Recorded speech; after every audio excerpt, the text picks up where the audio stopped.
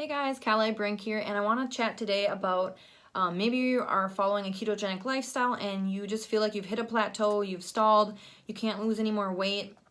I just want to give you some ideas on why that might be happening and how to break through those plateaus. So of course, initially a lot of people start with a ketogenic diet to feel better and all the other benefits that come with being in a state of ketosis, like better mental clarity, more energy, fat loss, of course, and better sleep, all of those different things. But you may notice a stall once you are on it for a certain amount of time. And so you're actually shifting your guys' metabolism from burning glucose and carbs and all of that to burning fat for fuel when you are in a state of ketosis. So I'm going to give you some ideas, like I said, and following a ketogenic lifestyle, you're going to be able to eat less, feel more satisfied, and maximizing your benefits and able to utilize your fat for fuel as you continue on it for a certain period of time. And I know personally myself, I feel full longer, so I don't need to eat as much, which has its benefits as well.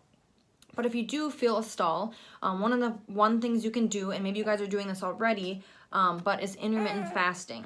So if you feel like you are doing the ketogenic diet, but maybe you're snacking a lot, eating every couple hours, try to incorporate some intermittent fasting in. By eating all of the time, every time you're eating, you're spiking your insulin, which makes it harder to burn fat. So if you can, do some intermittent fasting, meaning only eat maybe like 3 meals a day and have a longer window in between eating. So eat more at each meal, so you can spread out the time that's in between each meal so that you're getting plenty of time in between each meal, that your body can utilize that time to burn your fat for fuel, versus a meal, snack meal that you're constantly spiking those insulin stores instead of having a meal, letting your body burn your fat, and then having a meal. And then of course, drink tons and tons of water during that time as well. That's gonna help your body utilize that fat for fuel. Another thing is to maybe check your calories. I know following ketogenic diet and that kind of thing, you usually don't have to be watching your calories or anything like that. But one of the things, if you're hitting a stall, is to maybe check your calories, because just like anything, calories in versus calories out are gonna make a difference. So just check your calories. Maybe you're consuming too many and not burning off enough or something like that. So you can use an app. I like to use, and I don't do this all the time, and just if I'm really trying to stick with something or really want to fine tune it that day, I like to use the Carb Manager app, and then you can utilize that and see where your goals are and how many maybe calories in versus calories out you need to be doing. So just check your calories if you feel like you've hit a plateau. Another thing is, possibly your body composition doesn't seem to be changing, or it's slowing down, and you're constantly checking the scale. I would say to stop checking the scale for one. Focus more on how you're feeling, how you're looking versus the scale.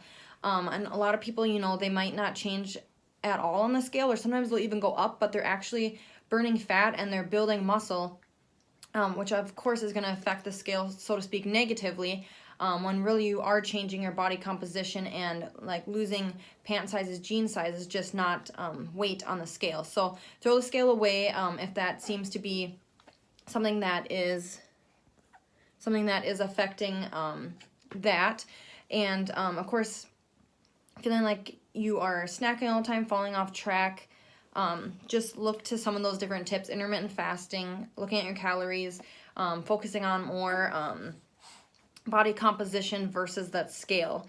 And then also what I like to do, and helping a lot of people, if you guys haven't already tried exogenous ketones, I really, really highly recommend you try at least a 10-day supply of them. They've changed my life with just getting started with a 10-day. That's what I did, a 10-day experience, I like to call it. You'll get to try out different flavors. You can check out my other videos on exogenous ketones I've done. I'll post a link below on some information on them, as well as links to get your 10-day trial through me. And those are going to put your body in a state of ketosis in under an hour of drinking them. And it just really, really helps a lot of people that have hit those plateaus with the ketogenic diet and looking to break through those plateaus and just create even more ketone bodies, help their body get through those stalls, and you'll probably get hooked just like I did when you start drinking them. So you can check that out below. Those have helped a ton of people as well with your plateaus. And then with that intermittent fasting, I know it's helped me drinking the ketones because I'm able to drink them first thing when I wake up in the morning. I drink them on my way to work. I'm in a state of ketosis, and then I won't eat until I'm hungry, which now each time you'll know that you can kind of push it back. So maybe you're just getting started. Push eating breakfast back until maybe 9 o'clock if you usually have it at 8 o'clock. And then the next week or something, push it back until 10, or, you know, don't eat until you're hungry. Now I usually drink my ketones on the way to work, and I'm not hungry until noon, usually about noon, 12:30. And then I will have my big lunch, and then I'm not hungry again until supper when I get home. And then I'll eat, you know, when I get home a couple times too. So my window is usually about noon or 12 until 8. So I kind of do a 8-hour intermittent fasting window. And, you know, some people will do a longer one. It just kind of depends on you and your lifestyle, and you'll be able to change that as you go.